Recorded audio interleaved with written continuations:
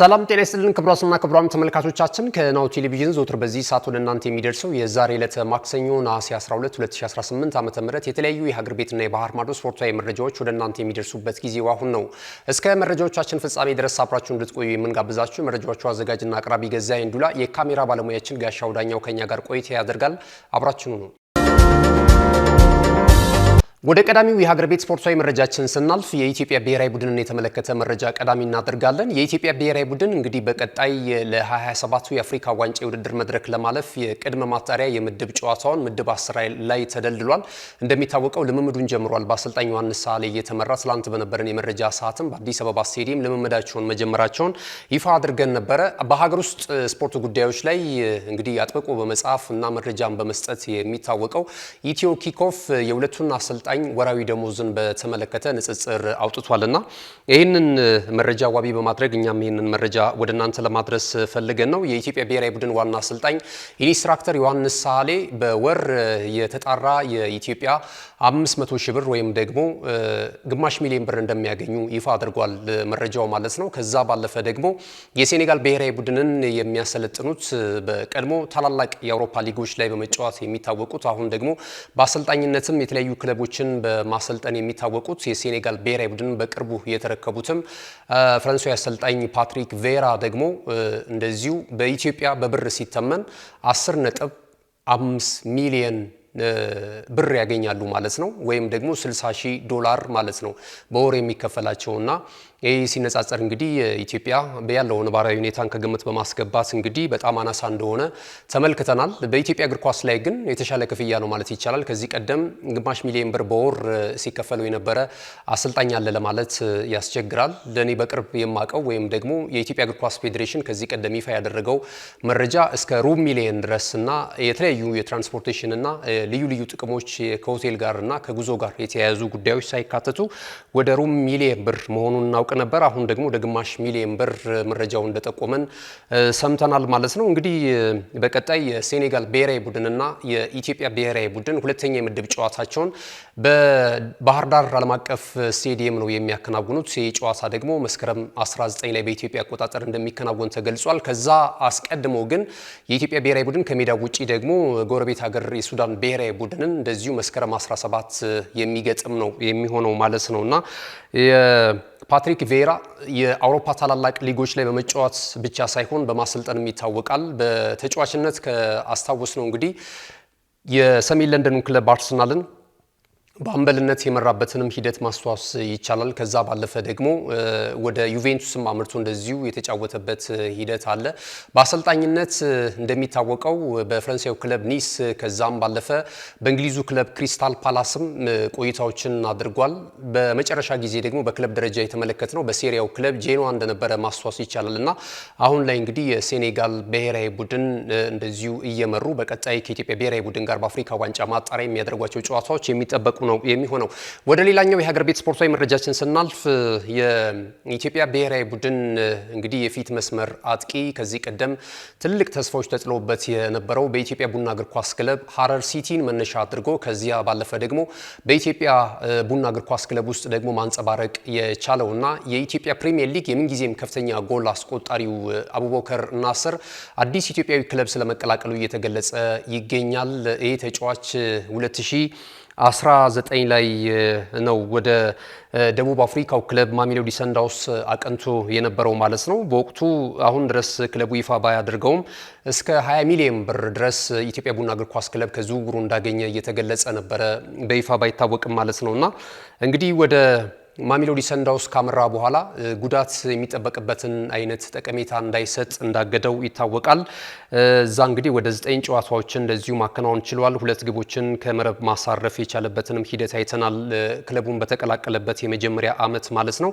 የደቡብ አፍሪካን ፕሪሚየር ሊግ 2023-24 እንደዚሁም 2022-23 እና 2023-24 ከክለቡ ጋር የቡድኑ አባል በመሆን የሊጉን የዋንጫ ክብር ማጣጣም ችሏል። ከዛ ባለፈ ደግሞ እንደዚሁ ሌሎች የዋንጫ ክብሮችም ብላክ ሌብል ካፕ የተሰኘውንም ዋንጫ ከቡድን ስብስቡ ጋር አባል በመሆን ያገኘበትን ሂደት ተመልክተናል። ከማሜሎዲ ሰንዳውንስ ደግሞ በውሰት ወደ ሌላኛው የደቡብ አፍሪካ ክለብ አቅንቶ ዩኒቨርሲቲ ኦፍ ፕሪቶሪያ እንደዚሁ መጫወት ችሏል።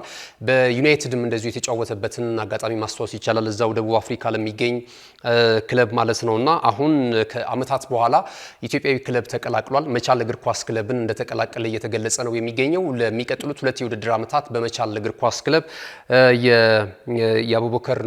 የአቡበከር ናስርን እንቅስቃሴ የምንመለከት ነው የሚሆነው ማለት ነው። ይሄ ተጫዋች በከፍተኛ ሁኔታ ታለንት እንዳለው ይታወቃል። ኢትዮጵያዊ ኔማር እያሉ ብዙዎች ያደንቁት ነበር። የእግር ኳስ ክህሎቱ በጣም የሚደንቅ ነበርና ጉዳት ግን አንዳንድ ጊዜ እንግዲህ ተጫዋቾች የሚፈልጉበት ደረጃ እንዳይደርሱ ሲያግዳቸው እንመለከታለን። አቡበከር ናስር እንግዲህ በቀጣይ በምን አይነት ኮንዲሽን ይመለሳል የሚለው ነገር የሚጠበቅ ነው የሚሆነው። እኛም በዚሁ የሀገር ቤት ስፖርታዊ መረጃዎቻችንን የምናጠናቅቅ ነው የሚሆነው። ስንመለስ በቀጥታ ወደ ባህር ማዶ ስፖርታዊ ጉዳዮቻችን የምናቀና ይሆናል። አብራችሁን ናሁ ቴሌቪዥን ምርጫችሁ አድርጋችሁ እስከ መረጃዎቻችን ፍጻሜ ድረስ አሁንም እንድትዘልቁ እንጋብዛችኋለን። አብራችሁ ነው።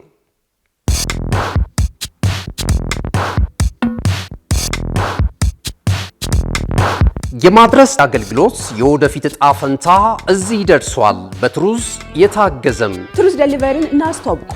የኛ 100% የኤሌክትሪክ ሞተሮች ለአካባቢ ተስማሚ ብቻ አይደሉም፣ ፈጣን፣ ጸጥተኛና አስተማማኝም ናቸው። ያለምንም ጫጫታ፣ ያለምንም ጭስ የእርስዎ ጥቅል በሰዓቱ ይደርሳል። በቀጥታ ክትትል ላይፍ ትራኪንግ ሁሉንም ነገር ይቆጣጠሩ። ጥቅሎ እስከ ደጃፎ ድረስ ያለውን እንቅስቃሴ በቀጥታ ይመልከቱ። ደህንነት ቅድሚያ የምንሰጠው ጉዳይ ነው። በእኛ የተቀባይ ማረጋገጫ ሪሲቨር ኮንፈርሜሽን ዘዴ ጥቅሎ በትክክለኛው እጅ መግባቱ እናረጋግጣለን። እርስዎ ያረጋግጣሉ፣ እኛም እናስረክባለን። እገዛ ይፈልጋሉ? ቡድናችን ሁልጊዜ በ8194 ዝግጁ ነው። ትሩዝ ዴሊቨሪ ለአካባቢ ተስማሚ፣ ደህንነቱ የተጠበቀና የቀጥታ ክትትል ያለው። ዛሬውኑ በ8194 ይደውሉ። ተመልሰናል። ክቡራትና ክቡራን ተመልካቾቻችን ይህ ናሁ ቴሌቪዥን ነው። ናሁ ስፖርትን በመከታተል ላይ ትገኛላችሁ። የዕለተ ማክሰኞ ምሽት አጫጭር ስፖርታዊ መረጃዎች ወደ እናንተ እየደረሱ ይገኛሉ። ቀደም ሲል ከመልእክቶች አስቀድመን የሀገር ቤት ስፖርታዊ መረጃዎችን ወደ እናንተ አድርሰናል። ከዚህ ሰዓት ጀምረን ደግሞ ከባህር ማዶ የተገኙ ስፖርታዊ መረጃዎች ወደ እናንተ የሚደርሱ ነው የሚሆነው። ጅማሯችንን የምናደርገው ከአስተን ቪላ እግር ኳስ ክለብ የወጡ መረጃዎችን በማስቀደም ነው። የአርሰናሉን የፊት መስመር አጥቂ ገብርኤል ማርቲኔሊን ለማስፈረም በሚደረገው ሂደት ላይ የእንግሊዙ ክለብ አስተን ቪላ አሁን የዝውውሩን ጨረታ ስለመቀላቀሉ እየተገለጸ ነው የሚገኘው።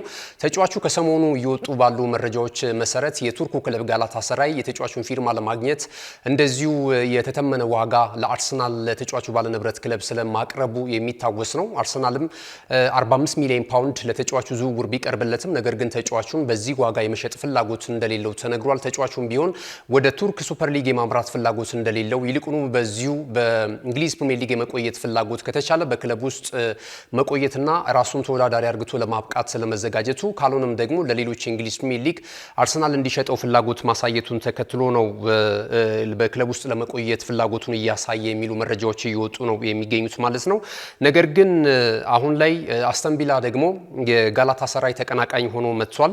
አሰልጣኝ ዩናይ ኤምሬ ከዚህ ቀደም ገብርኤል ማርቲኔሊ እንግዲህ 2019 ላይ ነው የሰሜን ለንደኑ ክለብ አርሰናልን የተቀላቀለው በ6 ሚሊዮን ፓውንድ ማለት ነው። በጣም በአነስተኛ ዋጋ ነው። ታለንት እንደሆነ ብዙዎች ያምኑበታል። የተጫዋች በተለይ ከብራዚል ከመጣ ጀምሮ ማለት ነው ለቱዋኖ ኤፍሲ ነበር ሲጫወት የነበረው። ይህ ተጫዋች ዩናይ ኤምሬ 2019 ላይ ከአስፈረሙት በኋላ በጥቅሉ ለአርሰናል በሁሉም የውድድር አይነቶች ወደ 280 ጨዋታዎችን አድርጓል። 62 ግቦችን ደግሞ ከመረብ አሳርፏልና አንዳንድ ጊዜ ያለበት ችግር እንዳለ ሆኖ አርሰናል ጎሎች በሚያስፈልጉበት ሰዓት ላይ ተቀይሮ ገብቶ የቀየራቸውም ጨዋታዎች እንደነበሩና ደጋፊዎችን ማስጨፈር ማስደሰት ከቻሉ የፊት መስመር ተጫዋቾች መካከልም አንደኛው እንደሆነ ይታወቃልና ለበርካታ ደግሞ አመታትም እንደ ደካማ ጎን አርሰናል በሚፈልገው ደረጃ ላይ ደግሞ ያለመሆኑና በተለይ ከግራ መስመሩ የሚያገኛቸው ጠቀሜታዎች እጅግ በጣም አናሳ መሆናቸው ተጫዋቹ በክለቡ ደጋፊዎች ዘንድ እንዳይወደድ እያደረገው ነው የሚገኘው። እየወደዱት ነገር ግን ወደ ሌላ ክለብ አምርቶ በምትኩ ሌላ ተጫዋች እንዲመጣ እየጋበዙ ነው የሚገኙት። ሀሳባቸውንም በማንጸባረቅ ላይ ይገኛሉና ዩናይ ኤምሬ የቀድሞ ግንኙነታቸውን ከግምት በማስገባት እንግዲህ ተጫዋቹን ለማምጣትና ያለውንም ታለንት ስለሚያምኑበት ለአስተን ቪላ ከፍታ የተሻለ የተሻለ ይሆናል በማለት እንግዲህ እስከ 40 ሚሊዮን ፓውንድ ድረስ ተጫዋቹን ለማስፈረም ፍላጎት አላቸው የሚሉ መረጃዎች እየወጡ ነው የሚገኙት። ቀደም ሲል እንግዲህ ወደ 45 ሚሊዮን ፓውንድ ደግሞ ጋላታሳራይ አቅርቦ ነበረ። በቀጣይ እንግዲህ አርሰናልና የተጫዋቹ ፍላጎት መዳረሻ የት ሊሆን ይችላል የሚለው ነገር የሚጠበቅ ነው የሚሆነው። ወደ ሌሎች መረጃዎቻችን ስናልፍ ሊቨርፑሉን የአማካኝ ስፍራ ተጫዋች ከርትስ ጆንሰን እናገኛለን።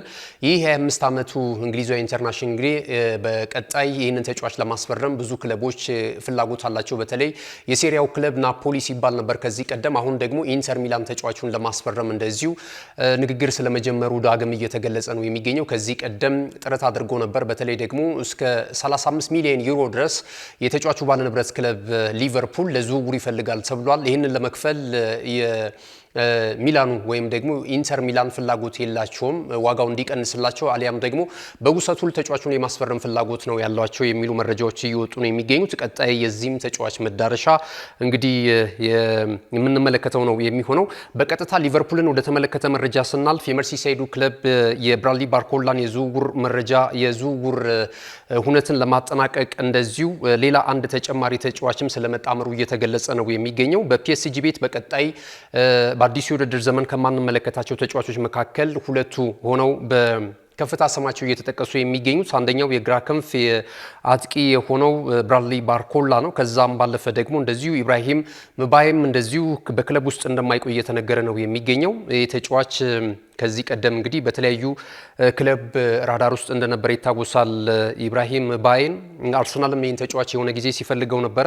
አሁን ላይ ግን የ18 ዓመቱን ተጫዋች ለማስፈረም እንደዚሁ ሊቨርፑል ከፍተኛ ጥረት በማድረግ ላይ እንደሚገኝ መረጃዎች እየወጡ ነው የሚገኙት። ለሁለቱ ተጫዋቾች ለፒኤስጂ እስከ 155 ሚሊዮን ፓውንድ ድረስ እንደሚፈልግ ነው ክለቡ በማረጋገጥ ላይ የሚገኘው የሚሉ መረጃዎች በመውጣት ላይ ነው የሚገኙት።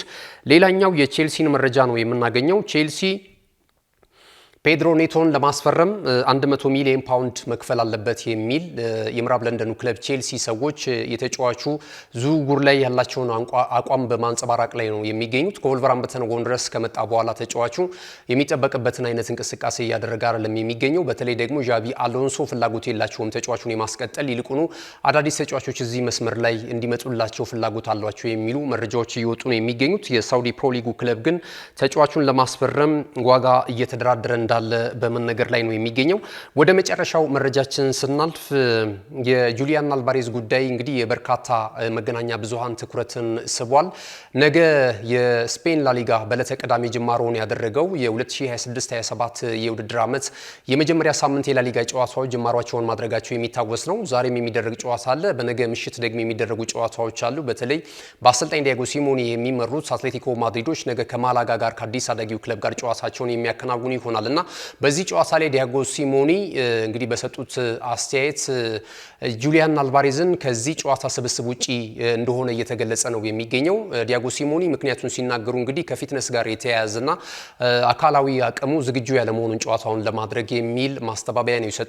ሌሎች ግን በተለይ ለስፔን ክለቦች ቅርብ የሆኑ የመረጃ ምንጮች ግን እየዘገቡት እንዳለ ከሆነ ከዝውውር ጋር ሳይሆን እንዳልቀር ነው እየተገለጸ የሚገኘው። እንግዲህ ከአርሰናል ጋር ስሙ እየተያያዘ ይገኛል። ከዛም ባለፈ ደግሞ የባርሴሎናም ሁኔታ አለ ከጁሊያን አልቫሬዝ ጋር ማለት ነውና እነዚህን ጉዳዮች ለማጠናቀቅ ነው ይሄ ተጫዋች ውስጡን እንደዚህ አይነት ነገሮች ከቡድኑ ስብስብ ውጪ ሊያደርገው የቻለው የሚሉ ጉዳዮችን በማንሳት ላይ ነው የሚገኙት። ምናልባት የመጨረሻ ሆኖ ልናየው የምንችለው አሁን ከማላጋው ጨዋታ በኋላ እንግዲህ በላሊጋው ደግሞ በዕለተ እሁድ የሚቀጥለው ሳምንት ደግሞ ወሳኝ ጨዋታ ከቪላሪያል ጋር አላቸውና በዛ እንቅስቃሴ ላይ የማይኖር ከሆነ ተጫዋቹ ከውድድር ዓመቱ የአሰልጣኝ ዲያጎ ሲሞኒ ስብስብና እቅድ ውጪ እንደሆነ የሚያሳዩ ሊሆን ይችላል የሚሉ መረጃዎች እየወጡ ነው የሚገኙትና የበለጠ ለአርሰናል በር የከፈተና ምልክቶችን እያሳየ እንዳለ ግን መረጃዎች እየጠቆሙ ነው የሚገኙት ማለት ነው። የጁሊያን አልቫሬዝ ከነገ ምሽቱ የማላጋው ጨዋታ ውጪ መሆኑን ተከትሎ ምን ታስባላችሁ? ቪክቶር ጆኬሬሽም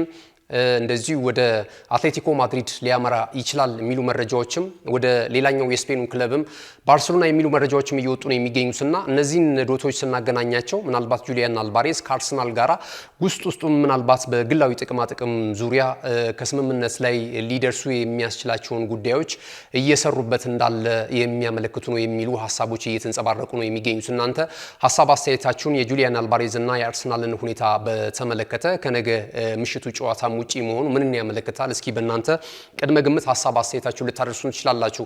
ክቡራትና ክቡራን ተመልካቾቻችን ያለን የመረጃ ሰዓት ይህንን ይመስል ነበር። መረጃዎቹን ወደ እናንተ በማድረስ ገዛይ እንዱላ፣ የካሜራ ባለሙያችን ደግሞ ጋሻው ዳኛው ከኛ ጋር ቆይታ አድርጓል። ተወዳጅ ነው ቴሌቪዥን ፕሮግራሞች በቀጣይነት ወደ እናንተ መድረሳቸውን ይቀጥላሉ። ዩቲዩብ ቻናላችንን ላይክ፣ ሼር፣ ሰብስክራይብ በማድረግ ቤተሰብ እንድትሆኑና መረጃዎቻችንን እንድትከታተሉ እንጋብዛችኋለን። መልካም ጊዜ ይሁንላችሁ።